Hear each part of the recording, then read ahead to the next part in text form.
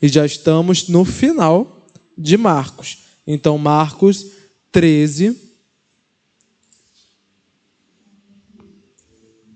onde nós iremos hoje falar sobre, o recado escatológico de Jesus para os discípulos. Escatologia é o estudo do fim dos tempos, de como as coisas vão acontecer, de como o fim do mundo, de como as sequências vão acontecer. Então hoje Jesus vai trazer aos seus discípulos essa visão escatológica sobre o fim dos tempos e obviamente nós iremos aprender também. Capítulo 13, vamos ler apenas o primeiro e o segundo versículo nesse primeiro momento. Deixe sua Bíblia aberta, que posteriormente nós vamos fazer a leitura do capítulo todo, como já de forma habitual. Versículo 1. Quando ele estava saindo do templo, um de seus discípulos lhe disse: Olha, mestre, que pedras enormes, que construções magníficas. Você está vendo todas essas grandes construções? Perguntou Jesus. Aqui não ficará pedra sobre pedra. Serão todas derrubadas. Até aqui, vamos orar. Santo Deus, amado Pai, abre, ó Deus, o nosso entendimento. Desperta, ó Deus, as nossas almas para a verdade da Tua palavra, Senhor. Guarda, ó Deus Todo-Poderoso, os nossos corações, para que possamos, ó Deus, aprender mais de Ti, para que possamos, ó Deus Todo-Poderoso, acalmar os nossos corações e saber que tudo, exatamente tudo, está dentro dos Teus planos, está dentro da Tua soberania. Fala aos nossos corações nessa noite, é o que te pedimos em nome de Cristo Jesus. Amém. O irmão pode se assentar.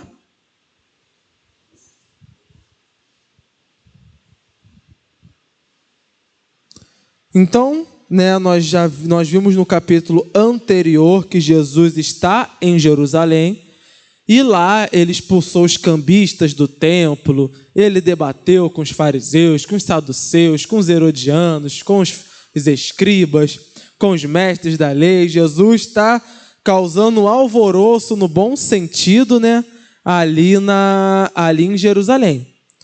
Então agora, passando pelo templo, um de seus discípulos fica maravilhado com a construção do templo de Israel, que é de fato um templo magnífico. Foi construído de forma magnífica, revestido em ouro, com pedras maravilhosas. Ainda mais, esse já é o segundo templo. O primeiro tinha sido devastado na invasão da Babilônia, posteriormente reconstruíram, e a palavra diz que a glória do segundo templo seria maior que a do primeiro. Então nós imaginamos que deve ser algo fantástico, algo sensacional, muito acima do que fizeram em São Paulo, que é uma cópia mal feita.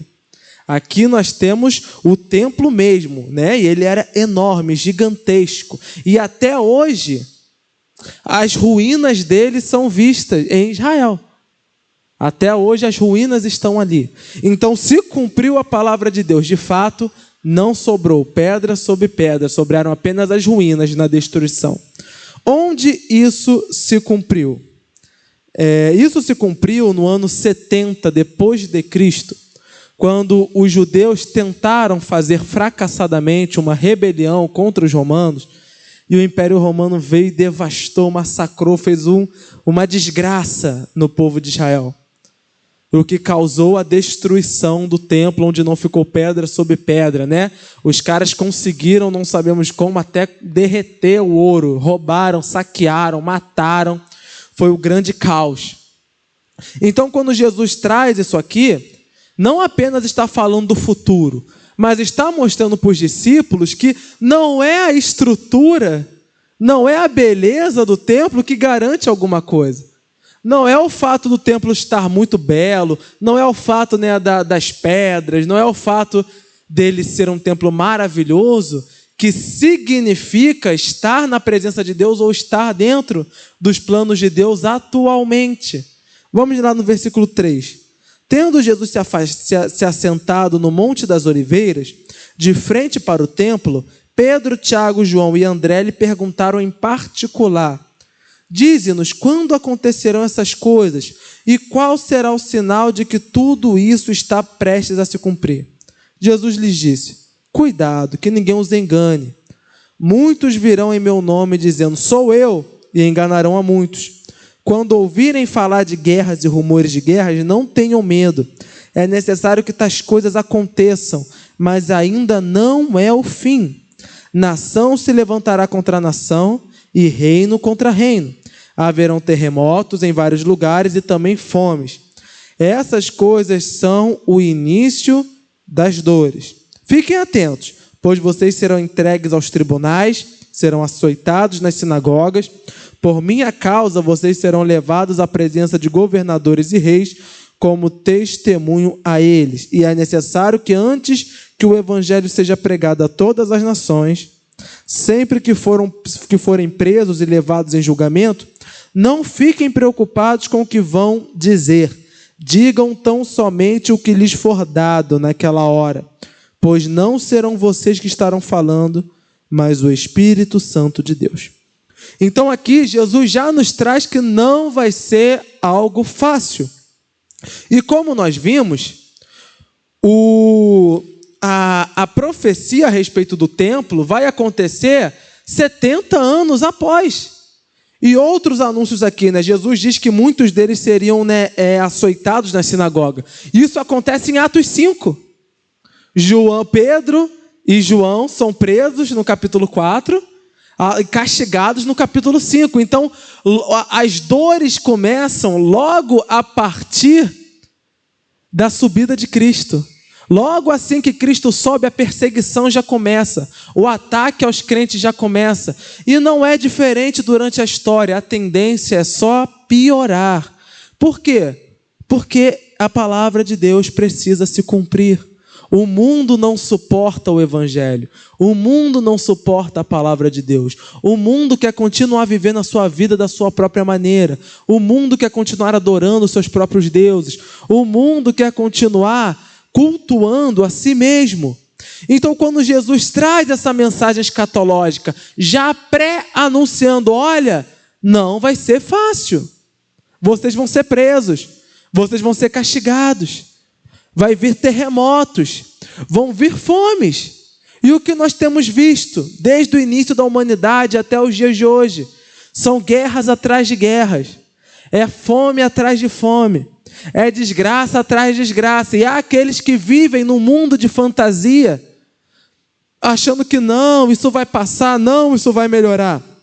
É claro que pode melhorar eventualmente. É claro que uma nação pode melhorar durante alguns anos, mas em algum momento vai voltar a cair. Por quê? Porque o problema não são as coisas ao redor, o problema é o interior do ser humano. Onde tiver ser humano vai ter desgraça. Onde tiver ser humano vai ter catástrofe. Não adianta. Então as coisas que nós temos visto durante esse tempo, Covid, está aqui, ó. O que a Covid trouxe para a nossa realidade? Muitos perderam o emprego, passaram com a situação de fome, muitos perderam a vida, muitos perderam a saúde, estão até hoje com sequelas, muitos estão afastados de seus familiares. Já não está predito aqui? Já não está anunciado aqui? Já não foi anunciado que isso aconteceria exatamente dessa mesma forma? Foi falado dos terremotos, das desgraças. Quantos terremotos nós já não vimos? Já não vimos o terremoto do Haiti? Não vimos aquela desgraça que houve na Itália recentemente? Então já está anunciado. O crente não pode viver com medo dessas coisas, porque Jesus anunciou, não para que nós vivêssemos com medo, mas ao contrário, ele está tranquilizando os discípulos. Tranquilizando com um papo desse? Sim! Para que não sejam pegos de surpresa. Ele está falando, olha, vai acontecer. Está dentro dos planos de Deus. Não fiquem desesperados se vocês forem presos. O Espírito Santo vai falar através de vocês. Não fiquem assustados quando ouvirem os rumores de guerra. Não fiquem assustados quando ouvirem os terremotos, as catástrofes. Não tenham medo. Está tudo dentro do propósito e dos planos do Senhor. O crente precisa aprender a confiar em Deus. O crente precisa aprender a entender, a observar os tempos. Está tendo crise política, não está anunciado aqui? Está tendo guerra, não está anunciado aqui? Está tendo briga, não está anunciado aqui? Está tudo aqui. Está tudo aqui. E por que Marcos registra isso aqui? A gente vê que é uma conversa particular. Só 4 discípulos estão participando da conversa com Jesus. Por que Marcos registra isso, não deixa particular? A gente já sabe, estudando, que a grande fonte de material para que Marcos escrevesse foi Pedro. Porque Marcos inicialmente tem uma briga com Paulo, depois eles fazem as pazes, mas inicialmente ele tem uma briga com Paulo, e aí ele vai lá ficar junto com o apóstolo Pedro. E o apóstolo Pedro, porque estava dentro dessa conversa, provavelmente contou para ele: olha, Jesus uma vez sentou com a gente ali, eu, João, Tiago, André, falou para a gente aí do que viria a acontecer, e Marcos pensa: eu tenho que registrar isso, porque o crente precisa saber disso. Por que o crente tem que saber disso? Para viver com medo?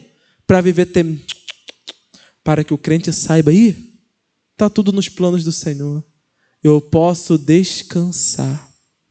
Quando a gente lê Atos 4 e Atos 5, a gente se depara com os discípulos que são açoitados, eles ficam alegres, eles ficam felizes. Eu já fiz uma exposição desses capítulos aqui. Eles ficam felizes. Por quê? Porque foram dignos de receber castigo pelo nome de Cristo Jesus. Como assim? Eles viram exatamente do jeito que Jesus falou. E se as promessas de Cristo realmente se cumprem, então nós precisamos entender que não é só a catástrofe que se cumpre, mas também as promessas maravilhosas se cumprem. Ele estará conosco todos os dias da nossa vida. Ele voltará para buscar a sua igreja. Quando nós vemos os sinais do tempo, do fim dos tempos, e nós vemos que cada coisa se cumpre exatamente como ele predisse, isso faz com que eu confie na palavra dele, pois não há uma letra aqui que caia por terra. Tudo, exatamente tudo se cumpre, ele é maravilhoso. Versículo 12. O irmão trairá o seu próprio irmão, entregando-o à morte, e o mesmo fará o pai a seu filho. Filhos se rebelarão contra os seus pais e os matarão. Todos odiarão vocês por minha causa, mas aquele que perseverar até o fim será salvo. Aí que o problema já vai aumentando, né? Ele vai trazendo já o problema para dentro da família. A gente lê isso aqui, pensa que é absurdo. Teve um caso recente agora, que foi noticiado por meios cristãos, onde um marido muçulmano obrigou a esposa a tomar pesticida, porque ela estava com uma Bíblia malocada dentro de casa, escondida. Ele achou a Bíblia e obrigou ela a tomar pesticida para que ela fosse purificada daquele mal que ela trouxe para dentro de casa, que era a Bíblia Sagrada. Parece absurdo. Em muitos países, os pais matam ou expulsam os filhos de casa. Em muitos países, os filhos entregam os pais para que sejam mortos dentro de casa. E hoje nós temos visto, nos dias de hoje, inclusive na nação brasileira, muitos crentes, entre aspas, óbvio, muitos falsos crentes dentro das igrejas conspirando para a destruição da casa de Deus. Eles vão até o ministério público e denunciam igrejas para que elas sejam fechadas. Eles vão até a justiça para pedir que os crentes sejam destruídos. Fazem isso, estão dentro das igrejas fazendo isso. Conspirando contra os líderes de Deus, conspirando contra a igreja, entregando seus irmãos à justiça para serem destruídos. E não pensemos nós que isso está longe da nossa realidade. Basta ver o que o medo do Covid fez no coração das pessoas. Muitos estão conspirando para que as igrejas fechem. Muitos estão conspirando para que as igrejas fechem por medo de uma doença. Se por medo de uma doença fazem isso, imagina o que não farão por medo da morte, por medo da perseguição. Vão nos entregar pessoas que talvez sentaram aqui no nosso meio, pessoas que talvez estiveram aqui. Se estivermos vivos até esse momento chegar, provavelmente veremos e seremos traídos por pessoas que se sentaram aqui conosco e que andaram conosco durante todo esse tempo.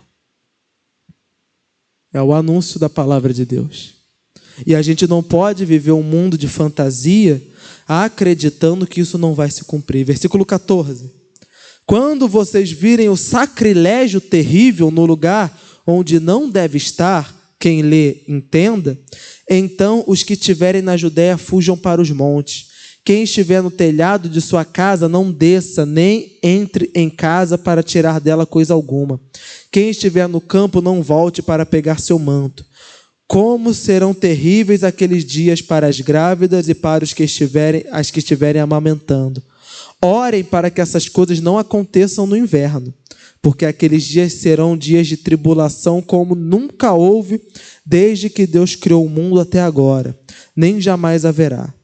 Se o Senhor não tivesse abreviado tais dias, ninguém sobreviveria, mas por causa dos eleitos, por Ele escolhidos, Ele os abreviou. Se, então, alguém lhe disser, vejam, aqui está o Cristo, ou vejam, ali está Ele, não acreditem, pois aparecerão falsos cristos e falsos profetas, que realizarão sinais e maravilhas para, se possível, enganar os eleitos.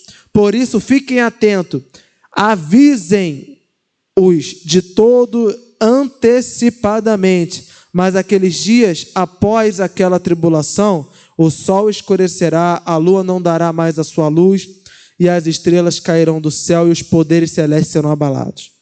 Então se verá o Filho do Homem, vindo nas nuvens com poder e glória.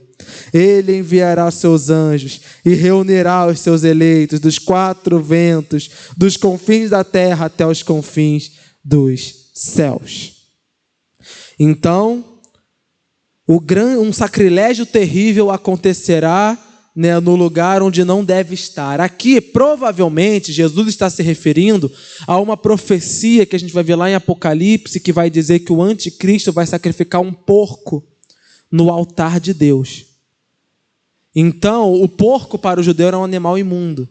Então, não necessariamente está sendo literal, dizendo que, olha, ele vai de fato sacrificar um porco ali. Mas o que está dizendo? Que ele vai trazer para dentro do templo de Deus coisas profanas, coisas podres, coisas que Deus não aprova. E o que nós temos visto no dia de hoje? Nós temos visto igrejas casando homossexuais. Nós temos visto igrejas apoiando o aborto. Nós temos visto igrejas fazendo aquilo que é profano a Deus. O espírito do anticristo já está trabalhando e já está trazendo para dentro do templo de Deus o sacrifício profano. Esses são os sinais do fim. Esses são os sinais que nós devemos ficar atentos à corrupção dentro do lugar que deveria ser santo. E aí Jesus fala, então os que estiverem na Judéia fujam para os montes, quem estiver no telhado de casa, aí que ele vai falando de coisas que a princípio são específicas ao povo de Israel, porque ele vai falando da Judéia, mas posteriormente ele vai falar do mundo todo, Até agora nem jamais haverá no mundo. Então a gente sabe que vai haver alguma coisa ali em Israel, mas que também vai se alastrar para o mundo.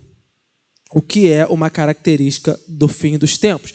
Outra característica do fim dos tempos é o terceiro templo ser levantado. E lá em Israel já estão levantando o terceiro templo. Estão investindo para levantar um terceiro templo de Salomão. Mas nós sabemos que dessa vez, quem irá se assentar ali será o espírito do anticristo, que irá corromper os corações. Isso também já está acontecendo. Então, quando Jesus traz essas coisas, ele está falando novamente para que as pessoas fiquem com medo? Não, porque no versículo 20 a gente vai ler, se o Senhor não tivesse abreviado tais dias, ninguém sobreviveria. Mas por causa dos eleitos, por ele escolhidos, ele os abreviou. Ou seja, Deus continua a guardar a sua igreja, mesmo diante do fim de tudo, mesmo diante da calamidade. Deus permanece cuidando da sua igreja. Ele permanece cuidando dos seus eleitos. Muitos já aparecerão dizendo, vejam, ali está o Cristo, ali está o Cristo. Porque ele está falando dos falsos profetas. E nós já temos visto falsos cristos se levantando. Nós não estamos falando dos bizarros Henrique Cristo, desses outros papelões, dessas conversas fiadas. Mas nós estamos vendo pessoas se levantando no mundo como os salvadores da terra, como a esperança, para a esperança da humanidade, e virá aquele que se levantará com a esperança da humanidade. Ele vai trazer a solução de todos os problemas, porque foi ele mesmo que criou todos os problemas. Ele vai trazer a solução para tudo, e o mundo vai se ajoelhar diante dele, porque em troca de um pouco de segurança vão entregar suas almas. E ali ele fará festa na humanidade. Então virão os falsos profetas, virão os enganadores, vão dizer: Cristo está ali, Cristo está ali. Quem são esses? Cristo está ali, Cristo está lá na igreja inclusiva, que faz tudo o que quer. Cristo está lá na seita, Cristo está lá. Nós já vemos isso nos dias de hoje. Já estamos testemunhando isso. E aí posteriormente virá o fim de todas as coisas, quando o sol vai escurecer, a lua não dará mais luz, e as estrelas cairão, os poderes celestes serão abalados. Então se verá o Filho do Homem vindo nas nuvens com poder e glória. E ele enviará os seus anjos e reunirá os seus eleitos dos 4 ventos, dos confins da terra até os confins dos céus. Amados irmãos, o anúncio do fim não é para que nós fiquemos desesperados. É para que nós observemos que esse momento aqui está chegando. Que momento é esse? O momento em que Cristo virá todo poderoso em glória, onde todo olho verá, toda língua confessará que Ele é o Senhor, todo joelho se dobrará diante dEle, seus anjos reunirão todos os eleitos e nós subiremos com Ele em poder e glória. Então, quando nós vemos as doenças, quando nós vemos as crises, quando nós vemos as calamidades, não é para vivermos acovardados, mas ao contrário, é para darmos glórias a Deus. Maranata, o Senhor está voltando. Sua glória será vista em toda a terra. Ele vencerá esse mundo. Ele julgará esse mundo e fará justiça a todos os seus eleitos. Sua vinda será maravilhosa. Versículo 28. Aprendam a lição da figueira. Quando os seus ramos se renovam, suas folhas começam a brotar, vocês sabem que o verão está próximo. Assim também, quando virem essas coisas acontecendo, saibam que Ele está próximo às portas. Eu lhes asseguro que não passará essa geração até que todas essas coisas aconteçam. Os céus e a terra passarão, mas as minhas palavras jamais passarão. Ou seja, desde a subida de Cristo, nós já temos visto os sinais dos fins do tempo. Nós já temos visto. Então não era para o crente se desesperar, porque desde o princípio nós já vemos tudo isso. Desde o início do mundo já se tem as pragas. Desde o início do mundo já se tem os terremotos. Desde o início do mundo já tem a maldade humana. E a gente vê que durante todas as eras, durante as histórias, isso sobe, desce, sobe, desce. Será assim até a vinda de Cristo Jesus. Covid, está aí. Vai ter vacina ou não? Vai ter não sei o que, não sei o que. Não sabemos. Mas ainda que Deus queira que sim, oramos para isso, que o Covid caia por terra, num futuro virá outras coisas que vão vir para atrasar, atrapalhar a nossa vida. Por quê? Porque faz parte da nossa jornada até a vinda de Cristo Jesus. Está tudo predito aqui por Ele. Então não é momento de nós entrarmos em desespero, entrarmos em pânico. É momento de nos cuidarmos sim, pois devemos vigiar e orar, mas momento também de fortalecermos a nossa fé e pedirmos ao Senhor que sua graça transborde em nossos corações, para que a chama do primeiro amor possa arder em nossos corações e possamos nos manter firmes ao Senhor. E é provável que o leitor desse livro de Marcos já testemunhou a desgraça que aconteceu em Israel ou está para testemunhar. Então, quando Marcos escreve isso aqui, ele está mostrando, olha, lembra o que Jesus falou lá sobre o templo? Olha o que aconteceu. Todas as palavras dele se cumprem. Então, isso nos serve de alerta? Sim. Mas também nos serve de paz. Todas as profecias se cumprirão. Tudo está nas mãos soberanas dele. 34. Ao dia e a hora, ninguém sabe, nem os anjos do céu, nem o Filho, senão somente o Pai. Fiquem atentos e vigiem. Vocês não sabem quando virá esse tempo. É como um homem que sai de viagem e ele deixa sua casa. Encarrega de tarefas cada um dos seus servos e ordena ao porteiro que vigie. Portanto, vigiem, porque vocês não sabem quando o dono da casa voltará, se à tarde, se à meia-noite, se ao cantar do galo ou se ao amanhecer. Se ele vier de repente, que não os encontre dormindo. O que lhes digo a todos: vigiem. Então aqui nós temos uma coisa que é um debate muito grande de estudiosos, porque aqui Cristo diz, que o dia e a hora ninguém sabe, senão o Pai, ou seja, que talvez nem ele saberia, que talvez Deus Pai guardou para si. Mas há aqueles que vão questionar que ele falou isso só porque estava aqui em carne. Então, se é de fato que ele falou aqui só porque estava em carne, ou se de fato Deus Pai soberano guardou essa informação só para si, o que nós sabemos é somente Deus sabe o dia e a hora. E nós devemos encarar essa situação como o patrão que foi viajar e deixou os funcionários para cuidar da casa. E ele não avisou a hora que vai voltar. Então ele pode chegar meia-noite e encontrar o vigia dormindo.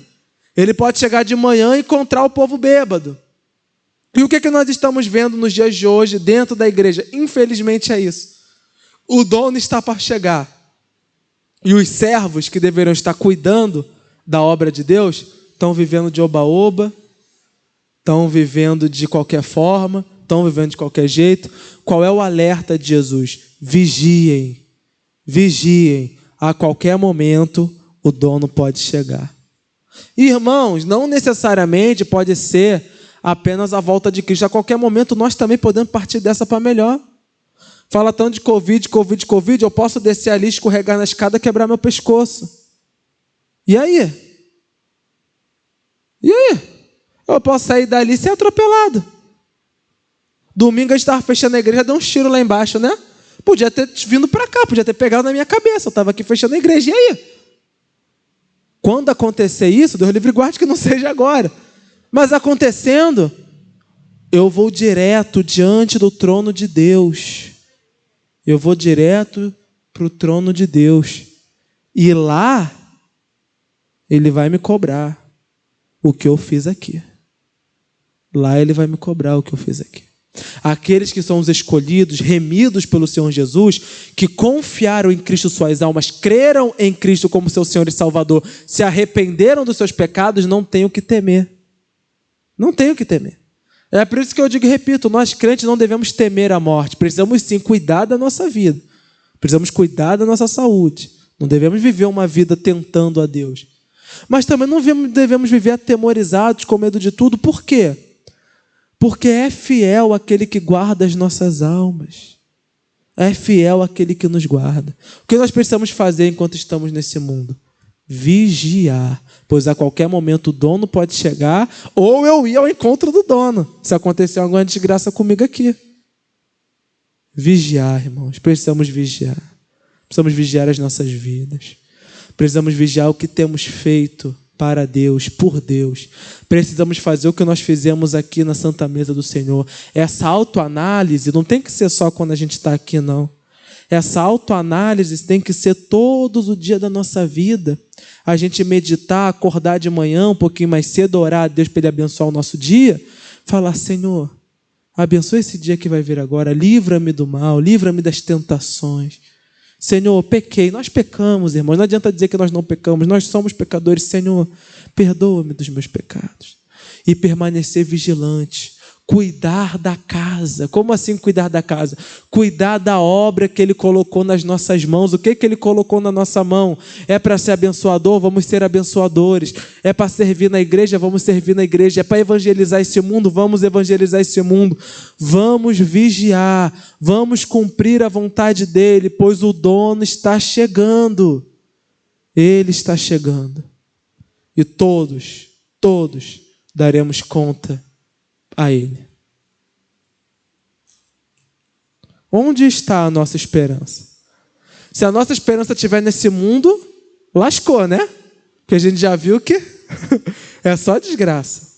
Se a nossa esperança estiver nos templos, lascou também. Porque a gente viu que até o templo de Israel ruiu. Se a nossa esperança estiver nas pessoas, deu problema também. Porque a gente viu que até os irmãos vão trair uns aos outros. Onde tem que estar a nossa esperança? Nossa esperança precisa estar naquele que virá nos buscar com seu exército de anjos. A nossa esperança precisa estar em Cristo Jesus. Nós devemos olhar para Ele. Ah, tem crente sendo preso. Eu olho para Cristo. Ah, a igreja está botando... Eu olho para Cristo. Cristo, Cristo, Cristo, Cristo, Cristo. Por quê? Porque é Ele que é a esperança das nossas vidas. Vamos orar ao Senhor. Santo Deus, que nós não fiquemos atemorizados ou preocupados com essa palavra que acabamos de ler, Senhor. Mas que os nossos corações ardam de esperança. Porque, ó Deus, os sinais que esse mundo apresenta, Pai, nada mais são do que as comprovações que a Tua palavra está se cumprindo. O Senhor Deus Todo-Poderoso está vindo, triunfante, em glória, e virá para buscar a sua igreja. Ó Deus Todo-Poderoso, vem nos buscar, nós estamos à Tua espera, Senhor. Maranata, ora vem, Senhor Jesus, nós estamos à Tua espera, Senhor, vem nos buscar, vem com Teu exército de anjos, que todo joelho se dobre, toda língua confesse que Tu é o Senhor.